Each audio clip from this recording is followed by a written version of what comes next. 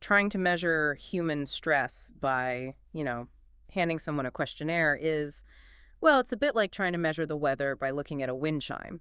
Like, the wind chime tells you the wind is blowing, sure. Right, yeah, but it doesn't tell you the temperature or the humidity or if a literal hurricane is actually brewing. Exactly. And welcome to today's deep dive. So, if you are a year 2 psychology doctoral student and you're prepping for Tuesday's Measure the System lab, this one is for you. Yeah, our mission today is really about taking a pretty messy clinical question about veterans, driving anxiety, and biofeedback, and then turning it into a bulletproof operational design.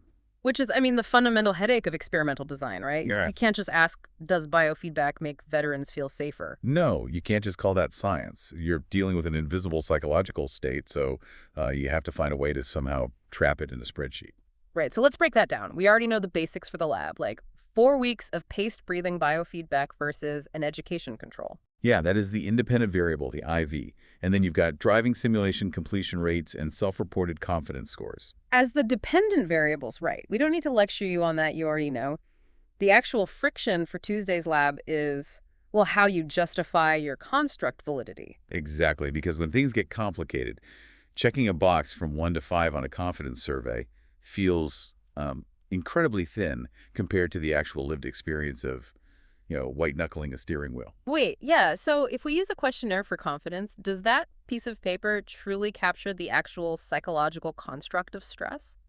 No, it doesn't, and it really never will. The construct is the invisible reality, like the actual driving confidence. And the measure just, samples it? Exactly. Measures merely sample a construct. No single, not even autonomic regulation owns the absolute truth here. Okay, so since no single measure holds all the answers, how do we know outside noise isn't just, completely ruining our data? Well, by triangulating those echoes. Let's do a quick evidence check here.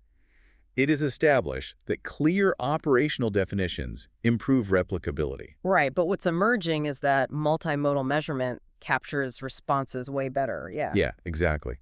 But it remains uncertain what the absolute best combination of measures is for actually identifying individual change. Which brings us to a pause and predict for you listening. Think about this.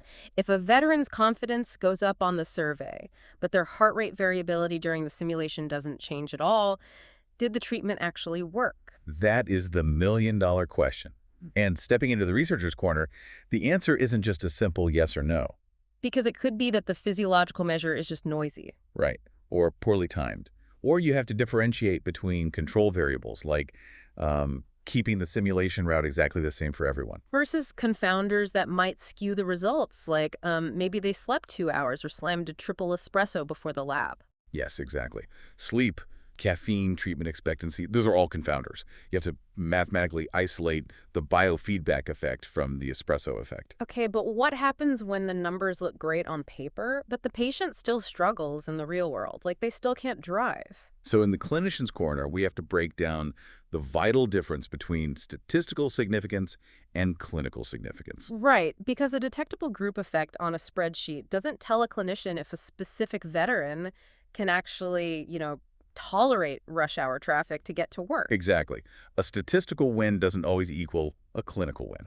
Okay, time for a 1-minute teach back. Listener, pause us if you need to.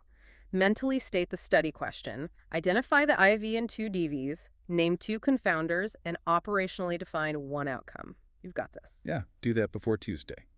And to wrap this up, let's lock in 3 big takeaways. 1, a construct is only researchable after it is operationally defined. Right. And 2, measures only sample a construct. They don't perfectly capture it. And 3, statistical evidence and clinical meaning answer entirely different questions. So true. Okay, here is your Thursday challenge. Review the veteran driving case and list 3 alternative explanations for an apparent biofeedback improvement. Stuff that has nothing to do with the treatment itself.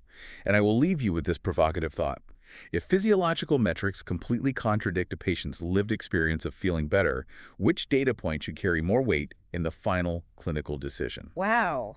Are we treating the chart or are we treating the patient? Good luck on Tuesday, you guys. Remember, mastery over memorization.